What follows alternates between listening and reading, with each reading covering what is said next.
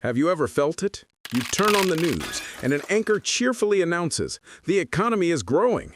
Politicians beat their chests, boasting about the numbers. Wall Street celebrates. But when you look out your window, or more frighteningly, when you look inside yourself, you don't feel that growth. You feel the rising cost of living. You feel exhaustion. You feel the rivers drying up and the forests disappearing. You feel a profound dissonance, an absurd unreality between the story being told and the life you are living. You are not alone, and that feeling is not your imagination. It is a symptom of a sickness we all share. We are prisoners, not of a visible dictatorship, but of a number, a single number. We call it GDP, Gross Domestic Product. This number dictates our elections. It justifies our wars. It shapes our children's futures. It is the God of the modern age, and we are all its faithful followers, whether we realize it or not. Every quarter, we hold our breath as its high priests, the economists, deliver the oracle. Has the number grown or shrunk? If it grows, we sigh in relief. If it shrinks, we panic. But where did this God come from? Who sculpted its image? And this is the most dangerous question of all. What if the God we worship is blind? Blind to our happiness, blind to our planet's survival, blind to our very humanity? To find the answer, we don't need to look at complex equations. We need to look at the story of one man. A humble immigrant, a meticulous statistical detective who tried to warn us. His name was Simon Kuznets.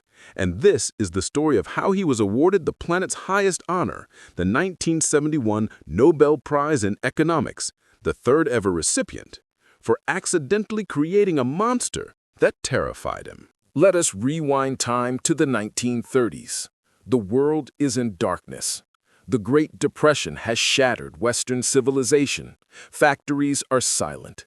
Lines of the unemployed, the hungry, and the desperate snake around city blocks. A righteous anger is simmering in the streets. In Washington, D.C., President Franklin D. Roosevelt is at the helm, but he is flying blind. He wants to save the country, but he has no idea where to begin. Why? Because he has no data. Try to imagine it. No one in America truly knew the scale of the disaster. How much had the economy shrunk? 10%? 30%? What was the unemployment rate? 20%? 40%? There was no single measure for the economy. It didn't exist. Trying to run a country without this data was like a doctor trying to cure a patient without taking their temperature or pulse. It was impossible. How can you win a war on poverty if you cannot see the battlefield? The U.S. Congress, in its desperation, turned to a young, little-known professor at the National Bureau of Economic Research. He was not a charismatic orator. He was not a grand theorist. He was Simon Kuznets. Born in Pinsk, now Belarus, then part of the Russian Empire, Kuznets had lived through the chaos of the Bolshevik Revolution before emigrating to the U.S. Perhaps it was this early chaos that forged in him a lifelong obsession with order, with facts, and with numbers. He was a firm believer that you can only manage what you can measure. The task given to him was near impossible. Measure everything. Measure the entire U.S. economy. For years, Kuznets and his small team embarked on a heroic, unsung labor. They dug through dusty corporate ledgers, tax receipts, agricultural production statistics, and freight shipping manifests. It was meticulous, boring, and grueling work. He was not inventing a grand theory. He was simply counting. But in the act of counting, a profound philosophical decision must be made. What do you count? And more importantly, what do you leave out? Is a factory producing guns more valuable than a symphony? Should the unpaid work of a mother at home raising the next generation of citizens be counted? What about cutting down an ancient forest? Is that a gain because you sell the timber, or a cost because you've lost the planet's lungs? Kuznets wrestled with these questions. He was as much a humanist as he was a statistician. He understood that a number could never capture the human experience. In 1934, he presented his findings to Congress in a revolutionary report, National Income, 1929 through 1932. For the first time, a light was switched on. Lawmakers were shocked to see the hard data. America's national income had been cut almost in half in just 3 years. Kuznets' work provided the map Roosevelt needed to navigate the New Deal. It brought order to the chaos. But then another global catastrophe struck, World War II. The question was no longer how poor are we, but how much can we produce and how fast. This was the fateful turn. The government no longer needed a nuanced measure of human welfare. It needed a ruthless accounting machine to maximize war production. It needed to know exactly how much steel could be diverted from civilian cars to tanks, how much rubber could go to bomber tires. In the fever of war, Kuznets's nuanced national income was simplified, streamlined, and weaponized into a new concept, gross domestic product, GDP. GDP was a tool of war. It counted guns. It counted bombs. It counted fighter planes. It did not care if those bombs destroyed cities or killed civilians. In fact, rebuilding a bombed-out city later would make GDP grow. Growth at all costs became the imperative, and GDP was its metric. And here is the tragedy. Here is the central betrayal. Simon Kuznets, the father of the concept, was horrified. He personally went to Congress and warned them. In his official testimony, he begged lawmakers not to confuse this accounting number with true prosperity. He said, in no uncertain terms, "The welfare of a nation," he warned, "can scarcely be inferred from a measure of national income." He argued that we must subtract the costs of crime, of pollution, of resource depletion. He insisted that the value of housework and leisure must be added. He knew that a number focused only on production would create a society focused only on production, and not on happiness or community or sustainability. He warned them, and they ignored him. The number was too simple, too powerful, too politically useful.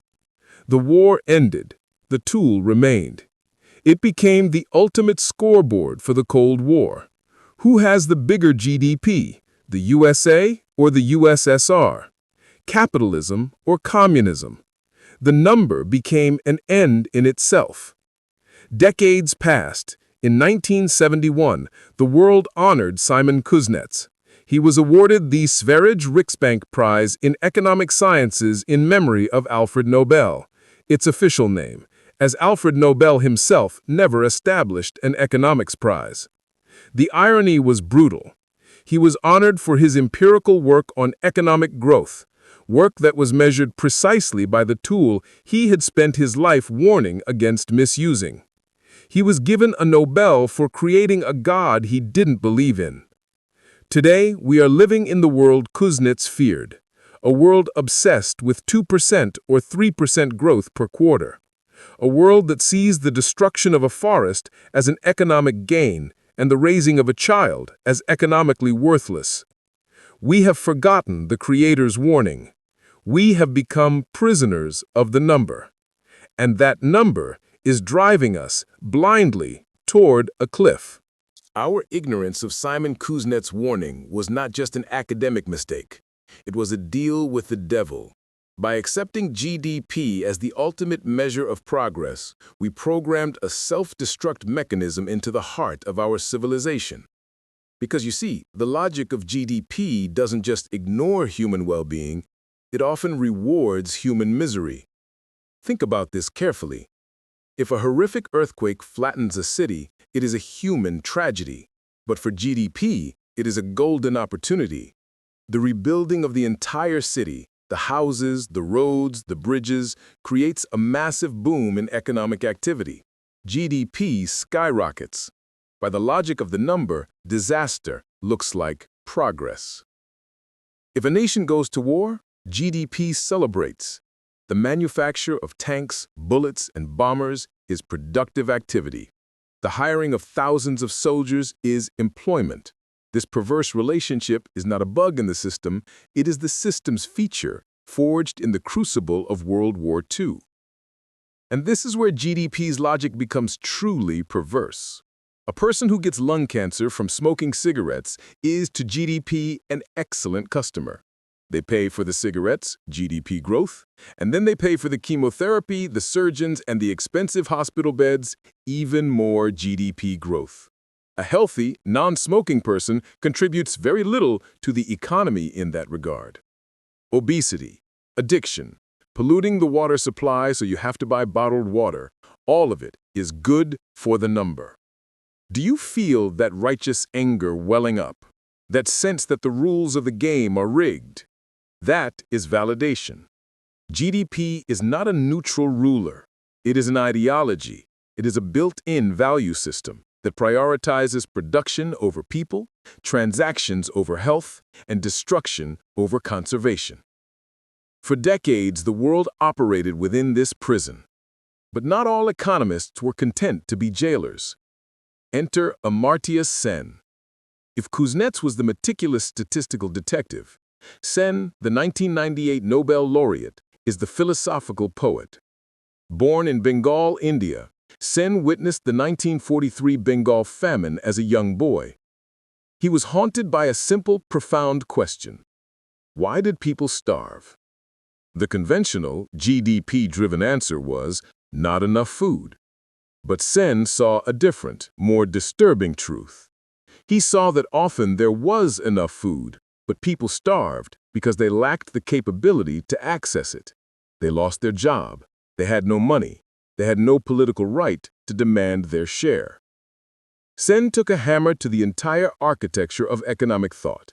He argued that we were measuring wealth all wrong.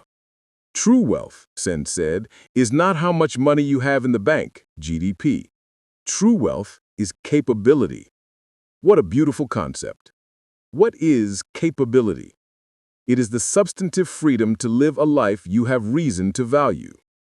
You can have a high GDP, but if you are a woman who is not allowed to get an education, you are not wealthy. You can have a high GDP, but if you can't speak out against your government for fear of imprisonment, you are not wealthy. You can have a high GDP, but if you die at age 40 for a lack of basic health care, you are not wealthy. Sen's work, particularly his development of the Human Development Index, or HDI, for the United Nations, was the first heroic attempt to overthrow the tyranny of GDP. The HDI measures not just money, GDP per capita, but also the things Kuznets originally wanted to protect: life expectancy, your health, and education, your opportunity. It was a revolution in thought. Sen tried to change the conversation from how much are we producing to how well are we living. He put humanity back at the center of economics. Do you feel that relief, that validation, that sense that finally someone in authority confirmed what your heart always knew to be true? But here is the devastating truth. Even Sen, for all his brilliance and compassion, could not slay the old god. GDP remains. Why? Because it is simple. Because it serves those in power. The HDI is complex. It tells a more complicated story, one that demands real change, and power doesn't like complications. GDP's failure to measure human well-being was a tragedy. But its greatest failure, its most dangerous blind spot, was yet to be addressed. Its silence on the planet. In the ledger of GDP, a 1,000-year-old rainforest is worthless until you cut it down.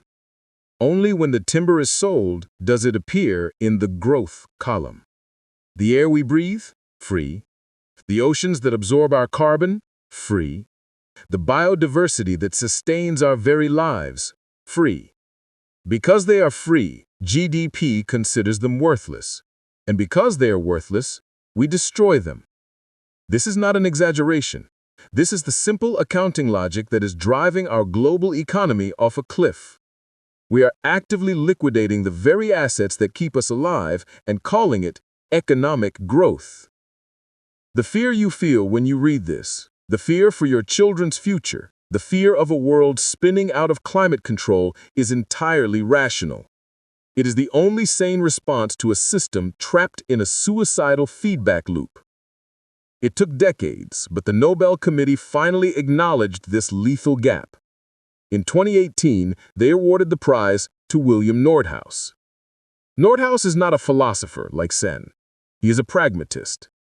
He looked at the giant GDP machine and realized, you can't kill it.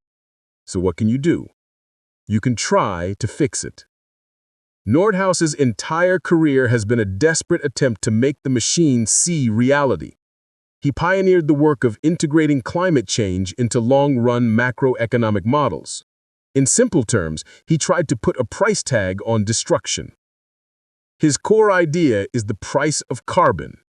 If GDP can't see the value of a standing forest, perhaps it can understand the cost of burning it. By putting a price on every ton of carbon emitted into the atmosphere, Nordhaus hoped to use the system's own market logic against itself. Pause and reflect on the tragic fatalism of this. We have become so imprisoned by the logic of GDP that in order to save life on Earth, our greatest thinkers cannot simply say, stop destroying the planet. No, they must say, destroying the planet is economically inefficient. Nordhaus's work provided the intellectual foundation for almost every climate policy discussion today, from carbon taxes to cap and trade programs. He tried to hack the machine from the inside. But is it enough? Or is it just an attempt to rearrange the deck chairs on the Titanic? While the engine of growth at all costs that Kuznets warned us about still propels us forward. Today, we live at the apex of this crisis. The burnout you feel is not just your burnout. It is the burnout of a society that has been running at full throttle for 80 years, chasing a single, blind number. The quiet quitting phenomenon is not about laziness. It is a personal, subconscious rejection of the GDP metric. It is the human soul crying out, I do not want to burn out my one life just to make that number go up by 0.001%. We are the collateral damage on our own balance sheet. We are the externalities Simon Kuznets begged them not to ignore. He created the measure, Sen tried to humanize it, Nordhaus tried to green it. But the monster remains, and it is still hungry. We have met the blind god, GDP, and its creator, Simon Kuznets, who tried to warn us. We have seen the heroic efforts of Amartya Sen and William Nordhaus to try and correct the ship's moral and ecological compass. But still, the ship sails on. But why? Why do we continue to obey this number, even when it is so clearly leading us to personal burnout and collective destruction? The answer, terrifyingly, is not in the spreadsheets. It is inside us. It is in the very operating system of our brains. For decades, the entire castle of economics and the entire justification for the pursuit of GDP was built on a single portrait of the human being. They called him Homo economicus, the economic man. He was a god in his own right. He was perfectly rational. When he goes to the supermarket, he calculates the precise marginal utility of every apple. He has perfect willpower, never overeating or impulse spending. He saves perfectly for his retirement. He is unmoved by emotion, envy, or fear. He is a supercomputer in human form. And you know what? I have never met him. Neither have you. Have you ever bought something you didn't need just because it was on sale? Have you ever held on to a losing stock, praying it would come back, all while knowing you should sell? Have you ever chosen the elevator over the stairs, even when your doctor told you to get more exercise? Welcome to the club. You are human. You are irrational. This simple truth, that we are messy, emotional, deeply flawed creatures, was systematically ignored by the economics profession. It was treated as noise, as annoying deviations from the perfect model. If the model didn't fit reality, it was reality that was the problem. This intellectual arrogance, this contempt for the actual lived human experience is what has kept us trapped. How can you build a theory of human well-being if you don't even understand how humans work? It took an outsider, an invader, to blow the doors off the temple, and he came from a field the economists held in contempt: psychology. His name was Daniel Kahneman. Kahneman, the 2002 Nobel laureate, was a revolutionary figure. He was not an economist. He was a cognitive psychologist who had spent his life studying the mistakes in human thinking. To a classical economist, these mistakes were impossible. To Kahneman, they were everything. His story is inseparable from his partner and best friend, Amos Tversky. They were the ultimate odd couple. Kahneman was anxious, self-doubting, and skeptical. Tversky was confident, decisive, and the life of the party. They would spend hours, often in a closed room, picking apart the biases in their own thinking. They looked for the ways their own brilliant minds failed them. Together, they proved, irrefutably, that Homo economicus was a fraud. Their most important discovery? It's called prospect theory. It sounds complex, but its core idea will change how you see every decision you ever make. Here's the setup. Scenario A. I give you $1,000. Then I give you a choice. A 100% chance of gaining $500, or a 50% chance of gaining $1,000 and a 50% chance of gaining $0. Scenario B. I give you $2,000. Then I give you a choice. A 100% chance of losing $500, or a 50% chance of losing $1,000 and a 50% chance of losing $0. Do you see it? In both scenarios, the final outcomes are identical. Option 1, the sure thing, leaves you with $1,500. Option 2, the gamble, leaves you with a 50-50 shot at $2,000 or $1,000. A rational Homo economicus would make the exact same choice in both cases.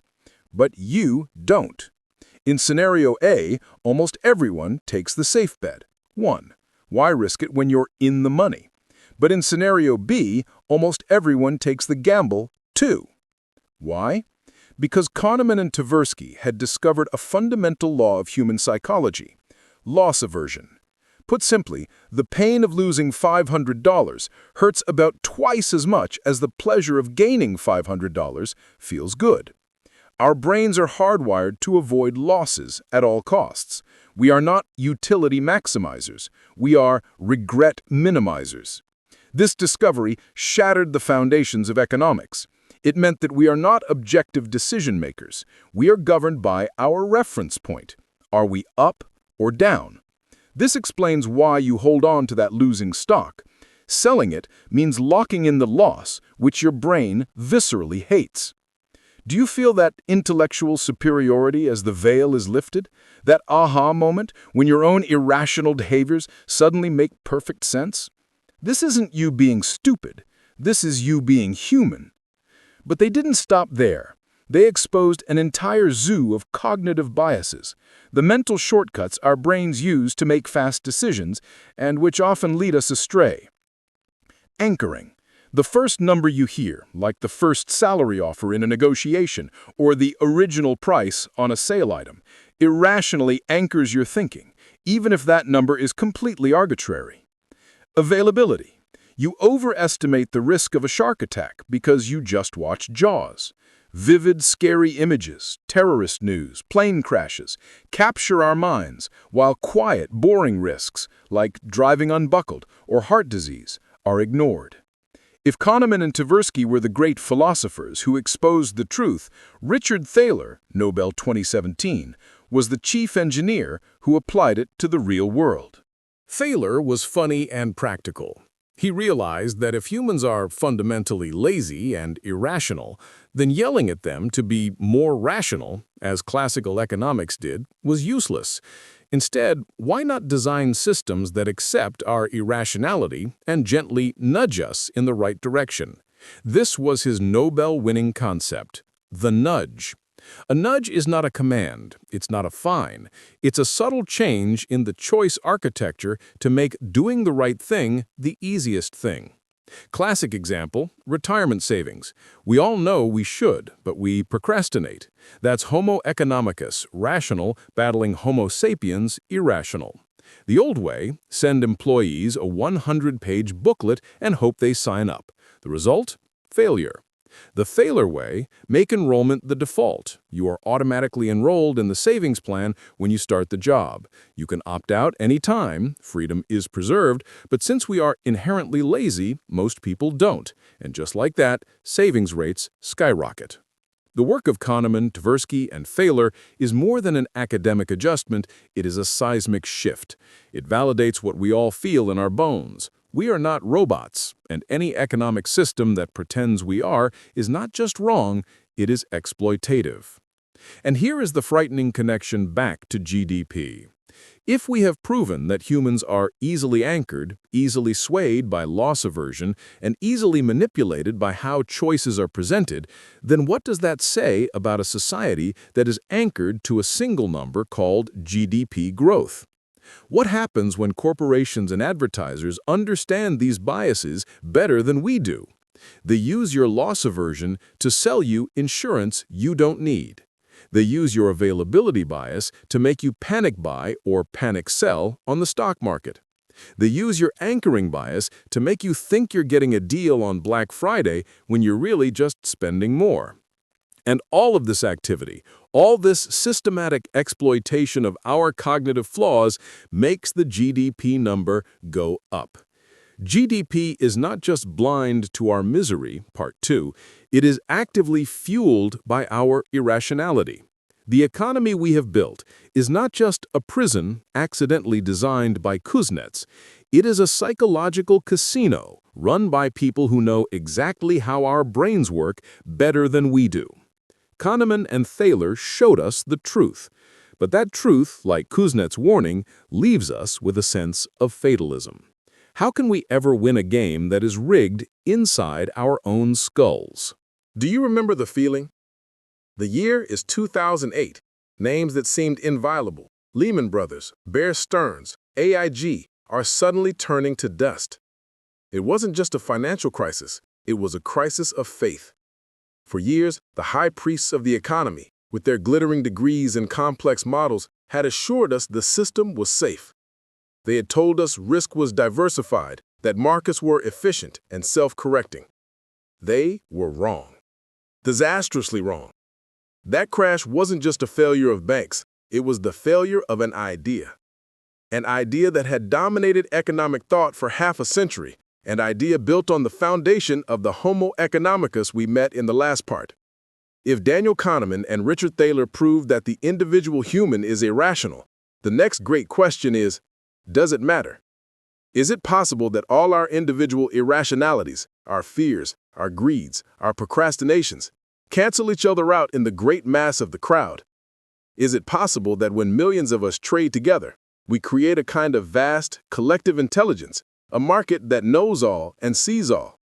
This is the central question of one of the most violent, persistent, and important debates in the history of economics.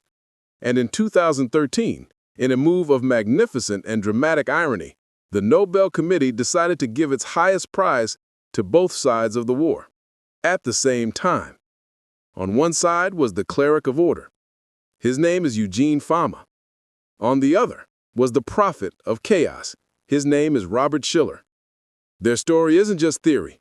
It's about your sanity and the safety of your life savings. Let's start with the cleric. Eugene Fama, a professor at the University of Chicago, is the father of the efficient market hypothesis, EMH. If Homo economicus is the man, EMH is his society. This theory, simply put, is a statement of profound humility, or arrogance, depending on your view. It says that at any given moment, the price of an asset, a stock, a bond, a house, already reflects all available information about it. What does this mean for you? It means you can't beat the market. You think you just found a hot tip about Apple? Forget it. Thousands of smarter, faster analysts already know it. and the stock price adjusted to reflect it before you could even log into your account. You think you can pick winning stocks? You're just lucky. A monkey throwing darts at a stock list, Fama argued, could pick a portfolio just as good as a Wall Street fund manager. And in fact, many studies have shown this to be disturbingly true. In Fama's world, the market is a perfect, rational mirror. There are no bubbles. There are no panics. Prices may move, but they move randomly in response to new news, a war, an invention, a bad harvest. Everything is orderly. There is a cold, clean appeal to this logic. It gives us a sense that the financial universe, while complex, is ultimately fair and sane. It is why index funds, where you just buy the market and go on vacation, became so popular. It is an acceptance of Farmer's philosophy. And then, Robert Shiller walks in. If Farmer is the logician, Shiller is the psychologist. Like Kahneman and Thaler, Shiller looked at the world and saw not efficiency, but the madness of crowds. Shiller is the pioneer of behavioral finance. He doesn't believe markets are driven by information. He believes they are driven by narratives and emotions. John Maynard Keynes' famous animal spirits. Shiller did something classical economists thought was heretical. He talked to people. At the height of the dot-com bubble in the late 1990s, when Farmer and his followers insisted the high-sky prices of tech stocks were rational based on information about a new era, Shiller went out and surveyed investors. He asked them why they were paying absurd prices for companies with zero profits. Was their answer a rational analysis of future cash flows? No. Their answer was, because the price keeps going up, because I'm afraid of missing out, because everyone else is doing it. It was pure, unadulterated irrationality, and Shiller saw it. In 2000, he published his book, Irrational Exuberance, perfectly predicting the tech crash. A few years later, he did it again, as the entire world, from central banks to your next-door neighbor, believed that housing prices never go down. Shiller looked at the historical data and showed that, no, this was the biggest bubble in modern history. He predicted the 2008 crash. Twice.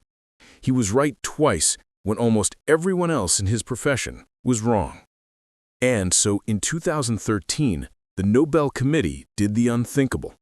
It awarded the prize to Fama for his theory that markets are always right, and to Shiller for his theory that markets are frequently and dangerously wrong. This is not just a fun backstage detail. It is the stunning admission of a deep foundational crack in the very heart of economics. It's like giving the Nobel in physics to one person for saying gravity exists and another for saying it doesn't in the same year. Do you feel that intellectual satisfaction in realizing that even the greatest minds can't agree? Or perhaps, do you feel a personalized fear? If the experts are in total contradiction, is your pension, your retirement, sitting on a solid foundation or on quicksand? The truth is this debate determines everything. If you believe Fama, the answer to every problem is less regulation.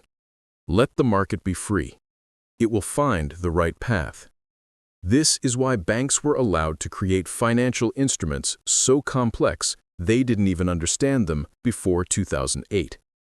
If you believe Shiller, the answer is smarter regulation. The market is a powerful but dangerous beast, prone to fits of mania and depression. We as a society need to build circuit breakers and firewalls to protect ourselves from our own collective irrationality. Today, we are living in Shiller's world, even as we pretend it's Fama's. Look at the cryptocurrency frenzy. Look at the rise and fall of meme stocks like GameStop, driven not by balance sheets, but by Reddit forums and a sense of righteous anger against the system. Are these efficient markets rationally processing information? Or is this animal spirits in its purest form turbocharged by technology? The truth that Fama and Shiller represent, reluctantly, is that we are trapped. We are trapped between two worlds, the rational one we crave, Fama, and the chaotic, emotional one we actually inhabit, Shiller. And this is where all the threads come together. We started with GDP, Kuznets, a blind number we worship, one that ignores our happiness, Sen, and our planet, Nordhaus. We discovered we worship it because our own brains are miswired, Kahneman, and easily manipulated, Thaler. And now we see that when all these miswired brains come together, they do not create wisdom. They create bubbles and crashes, Schiller. Even as the high priests of reason, Fama, insist that all is well. We are prisoners not just of a number, but of a system that seems designed to amplify our worst biases into global catastrophes. We have been stripped of our God, GDP. We have been stripped of our own reason, Kahneman. And now we are stripped of the wisdom of the market, Schiller. We are adrift, and we are alone. The final philosophical question remains: if everything is this broken, can it be fixed? Or are we just rearranging the deck chairs on the Titanic? We are adrift. We began this journey with a blind God, GDP, a number we worship even as it kills our planet and ignores our happiness. And we discovered we worship it because our own brains are fundamentally flawed.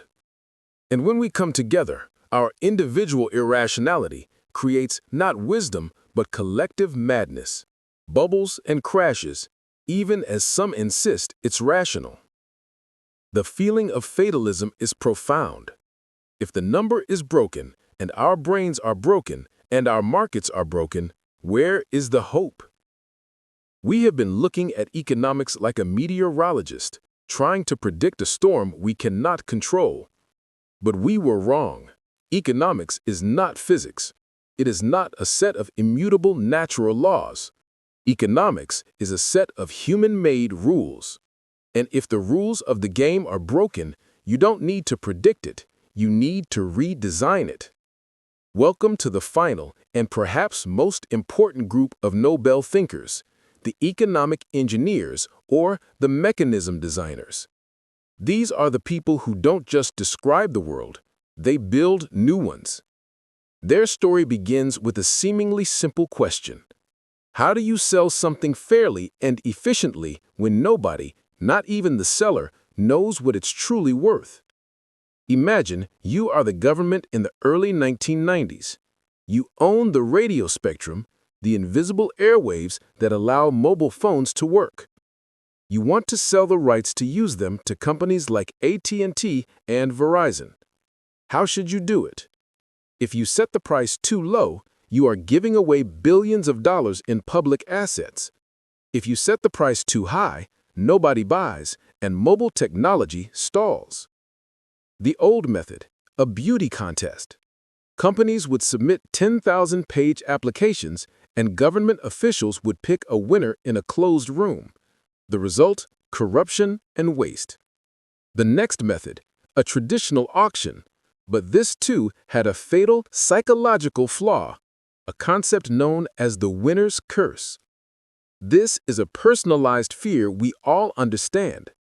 Imagine you're bidding on a vase. You don't know its true value. You just know you really want it. You bid $100. Someone else bids $110. You bid $200. You win, and immediately a cold dread sets in. Oh no, I paid the most. That means everyone else in the room thought it was worth less than $200. Did I just get suckered? The winner's curse isn't about paying too much. It's the fear that you paid too much. Because of this fear, companies in large auctions would systematically bid lower than they thought the item was worth, just to make sure they didn't end up the fool. The result?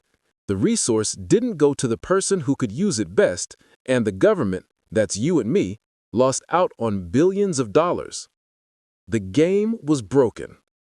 And so the Federal Communications Commission, or FCC, turned to two men, Paul Milgram and Robert Wilson. They would share the Nobel Prize in 2020. Wilson was the elder statesman, the expert on game theory and the winner's curse. Milgram was his brilliant former student, the practical genius. They didn't just offer advice, they designed a new game. They invented a type of auction the world had never seen, the simultaneous multiple round auction. How it worked? Simple terms. Instead of selling off each Spectrum license, California Spectrum, New York Spectrum, one by one, they sold them all at the same time, over many rounds. Why it was genius? This let companies see what their competitors were doing in real time. More importantly, it let companies combine pieces.